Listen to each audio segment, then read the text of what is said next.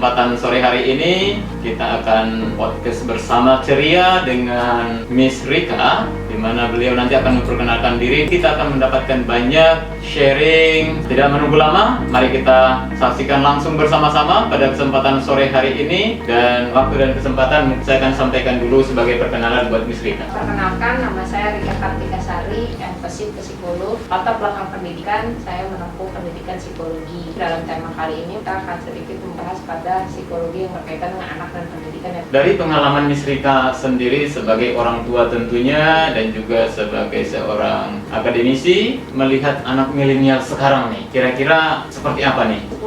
Tantangan ya untuk masa sekarang ini dibandingkan dengan masa kita, mungkin masa bapak, masa saya zaman dulu. Tantangannya terutama di satu sisi ada tuntutan untuk mengadaptasikan anak kita pada sesuatu yang bertema digital, tapi di satu sisi tema digital ini juga memberikan efek bahwa mereka akhirnya lambat laun terbentuk untuk jadi soliter dalam tanda kutip. Misalnya mereka main gadget atau mereka salah satu media sosial yang terkenal digunakan oleh anak misalnya, atau misalnya konten-konten yang lain itu dia gunakan game online misalnya, itu tercipta, terkondisikan mereka untuk jadi soliter.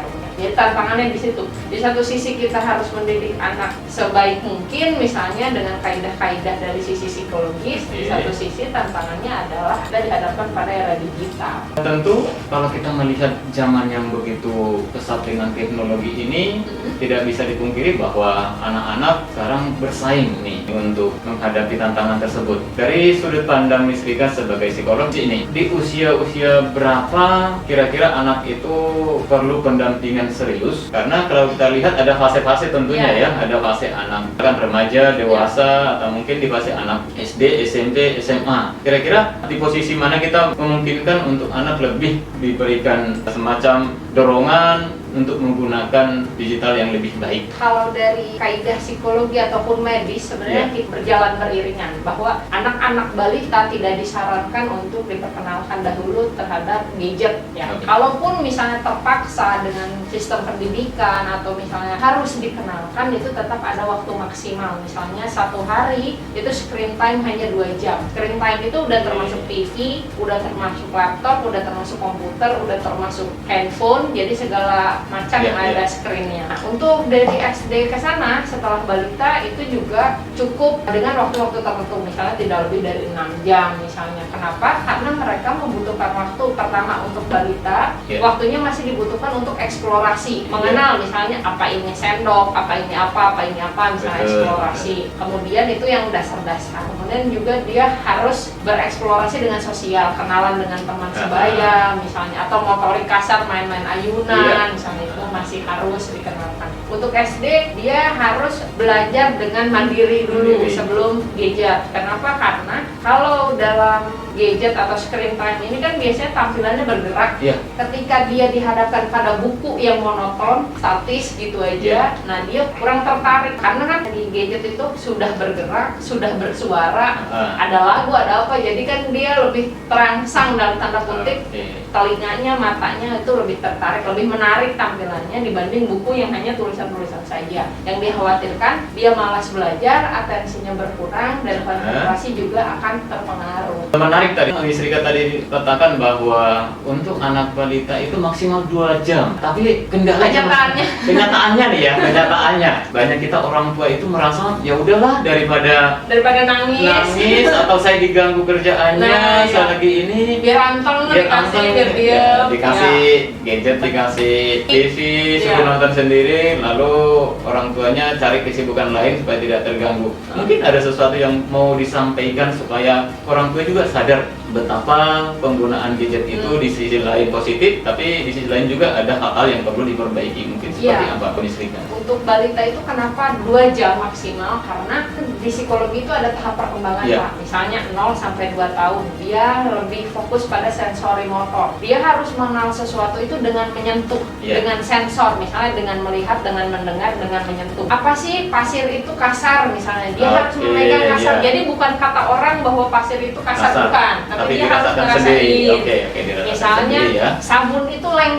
lengket itu yang kayak gimana? Nah kayak gitu, makanya tantangan yang tadi saya bilang adalah ketika orang tua zaman sekarang sibuk, misalnya wanita karir kah, atau misalnya ibu Sosialita. sosialita Ya. misalnya gitu. Tapi Jadi, Mistrika sendiri tidak termasuk sosialita ya? kayaknya saya nggak ada waktu untuk bersosial. Ya, seorang akademisi dan juga Iya. seorang psikolog ya. Iya, kalau waktu sosial saya ya sama keluarga aja udah Sama kayaknya keluarga luar teman-teman biasa. kantor waktu kerja. Itu tantangan untuk ibu masa kini. Ketika dia ingin perkembangan psikologisnya optimal, maka ada konsekuensi logis yang harus dia terima bahwa dia harus menyediakan waktu untuk anaknya. Kadang-kadang kan si orang tua ini ngasih gadget awalnya karena nggak mau diganggu kan Iya, Pak. iya. Misalnya dianya lagi Betul. main medsos nggak mau diganggu, atau dianya lagi masak nggak mau diganggu biasanya. Harus ada sarana-sarana seperti itu, misalnya tadi pengenalan pasir atau apa misalnya. Itu kan halnya sebenarnya sederhana, tapi kadang-kadang orang tua luput untuk melakukan itu. Untuk kita orang tua yang berada di rumah, ini saran dari seorang psikolog dan juga akademisi betapa pentingnya pendampingan anak di usia balita ya. Iya, Misha? betul. Dan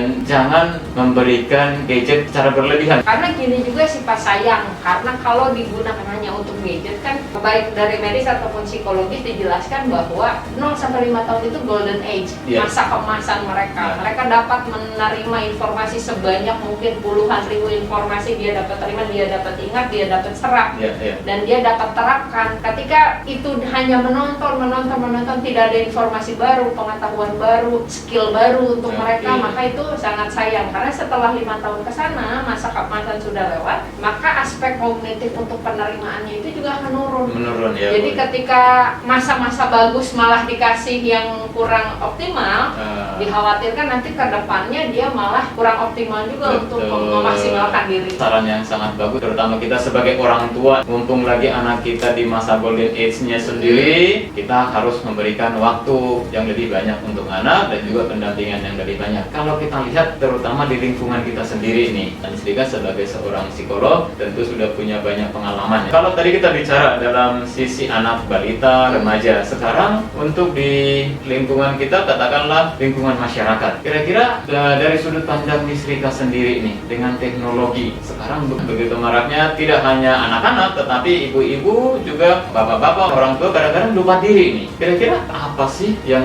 membuat mereka itu sampai lupa diri, atau dari sudut psikologinya kita harus bagaimana? Era digital ini peradaban yang lebih modern dari Oke. peradaban kemarin. Ya. Sebenarnya kan adanya peradaban yang lebih baik ini untuk sesuatu yang lebih baik. Lebih Niatannya baik, sih ke ya. arah sana sebenarnya. Cuman kebanyakan terutama masyarakat di sekitar kita belum bijak untuk mengoptimalkan peradaban ini. Maksudnya entah itu digital dari segi pendidikan, Ya. entah digital dari segi sosial, entah digital dari segi apapun, misalnya pekerjaan atau dan lain-lain. Pertama, adaptasi yang belum. Masyarakat itu belum teradaptasi untuk ini, sesuatu yang aneh. Ketika aneh kan masih semua dikorek-korek, dicari-cari, betul. fokus. Kadang-kadang informasi juga kurang, mereka gimana sih menggunakan dengan bijak. Misalnya malah yang dipakai membuka konten yang tidak baik, ujaran-ujaran kebencian misalnya dan lain-lain. Kalau dari sisi psikologisnya sendiri, untuk melihat fenomena yang semacam ini, kurangnya informasi untuk penggunaan media sosial atau digital yang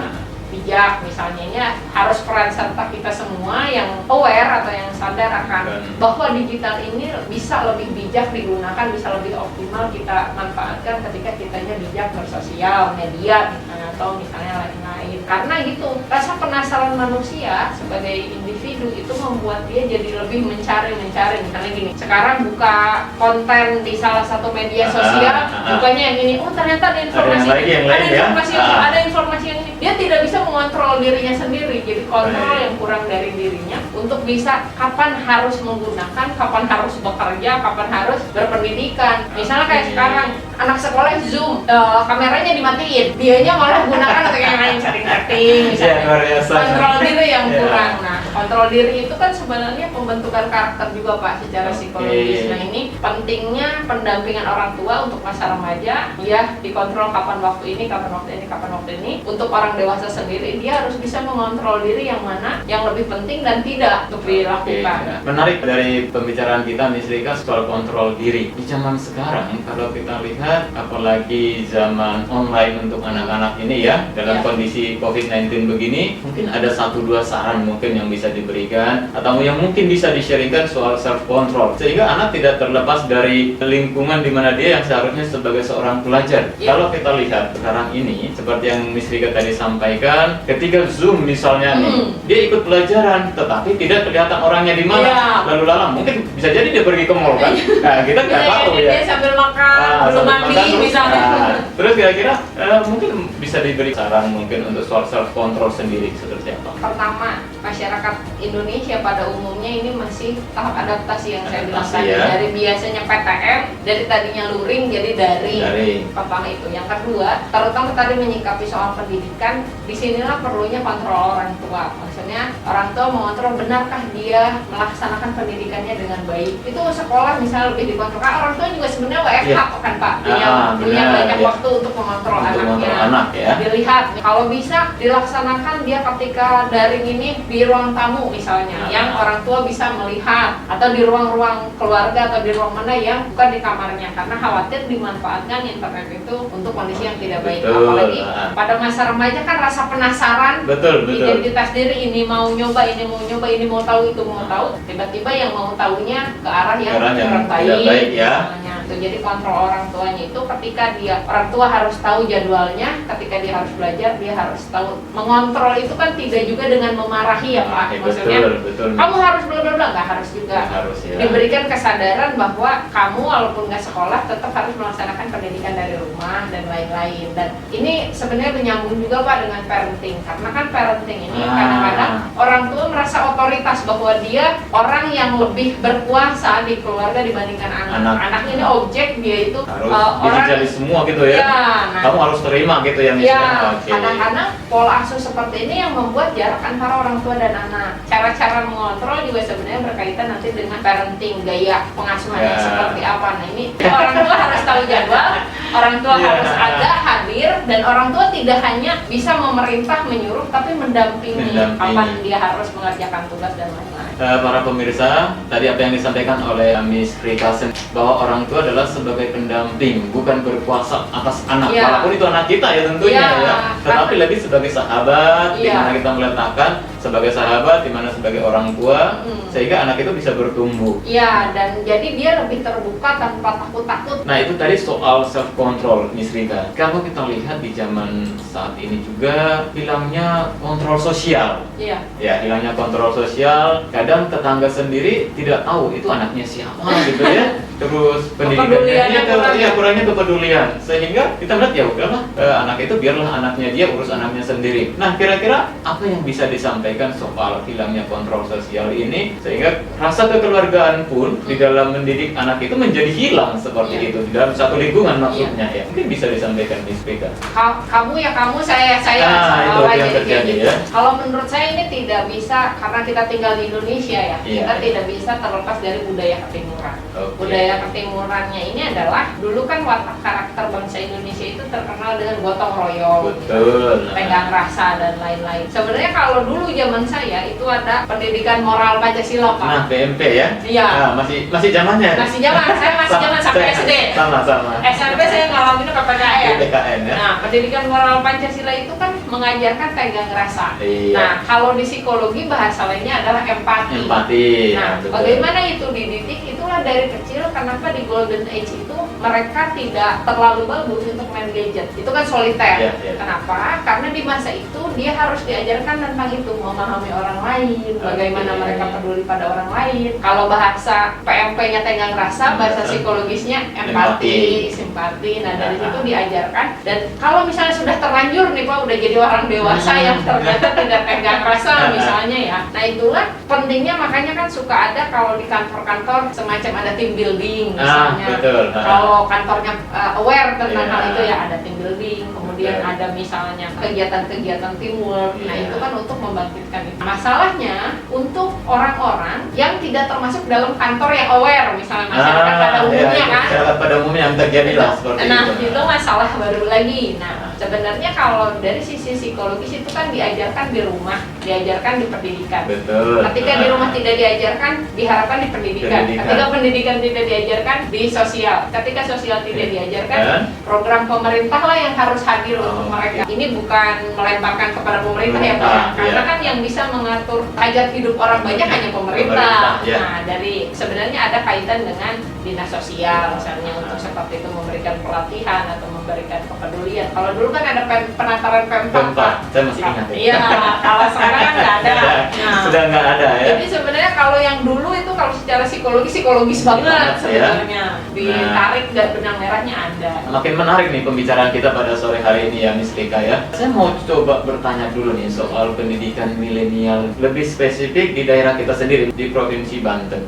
Dari sudut pandang Miss Rika nih, melihat pendidikan zaman sekarang nih, anak-anak milenial zaman sekarang. Jadi kita sudah bicara banyak soal tenggang rasa atau empati, soal simpati. Secara umum tidak bisa dipungkiri bahwa anak zaman sekarang kurangnya rasa tenggang rasa atau kurangnya rasa empati, bahkan terhadap orang tuanya pun kadang-kadang dia lupa bahwa itu orang tuanya nih, atau itu temannya. Akhirnya bisa terjadi pembulian, ya kan, seperti itu ya. Kemudian bisa terjadi rasis. Mungkin bisa disampaikan 1-2 semacam syarat atau sharing yang mungkin pemirsa bisa ketahui pada sore hari ini. Ini fokusnya kan pada remaja ya. Pertama mungkin tadi yang saya bilang fokus pada pendidikan orang tua. Bagaimana orang tua mendidiknya. Karena zaman sekarang ini kan anak-anak kritis. Jadi kadang-kadang orang tua bilang apa dikritisi sama anaknya. Nah, kayak gitu kok Pak. Zaman sekarang nih gini. Itu mungkin zaman Bapak misalnya gitu kan. Kalau anak-anak zaman sekarang. Iya, terasa ya. Iya, terasa zaman sekarang ya. Kayak gitu kan. Kalau kita dulu bicara sama orang tua langsung kan nurut gitu kan, nurut. Pertama, secara antropologis, secara budaya kita sudah mengalami pergeseran bahwa orang tua yang mengalami sistem diktator kayak gitu mungkin menganggap kayaknya anak saya jangan dididik seperti ini misalnya. Hampir kebanyakan orang seperti itu akhirnya menerapkan pola yang berbeda. Oke lah kita bersahabat dengan anak, anaknya malah nggak tahu batasan jadinya gitu. Nah, itu mungkin ada pergeseran budaya tentang hubungan orang tua dan anak.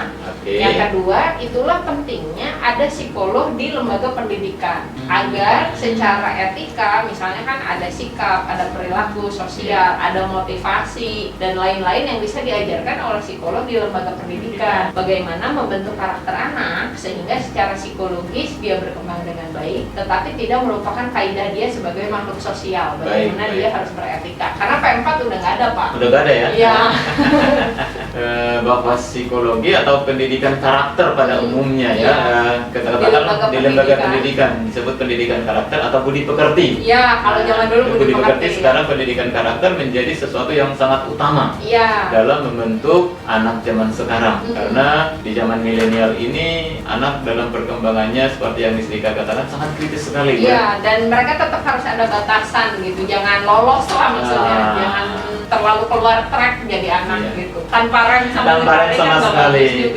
Sangat luar biasa pemirsa, begitu banyak saran, begitu banyak sharing yang disampaikan oleh Miss Rika sendiri sebagai seorang psikolog dan juga akademisi. Mungkin sebagai penutup nih, kira-kira kiat-kiat apa nih dalam pendidikan milenial zaman sekarang? Kira-kira apa yang bisa disampaikan, trik-trik apa supaya anak tidak terjerumus kepada sesuatu yang tidak baik atau anak lebih mengenal dirinya dan mampu menggunakan teknologi dengan baik? Kalau untuk orang tua, pertama sediakan waktu untuk anak. Ini ada beberapa hal. Orang tua juga harus tahu perkembangan anak. Maksudnya ada masa-masa memang anak memberontak di masa remaja. Nah, berarti orang tua harus mempersiapkan di masa sebelum remaja dia menempatkan diri untuk sharing, untuk bisa setara dengan anak tanpa menekan anak. Yang pertama. Kemudian yang kedua, di era digital ini orang tua harus menyediakan waktunya untuk mengontrol pendidikannya agar tidak terjerumus dengan informasi-informasi yang kurang baik.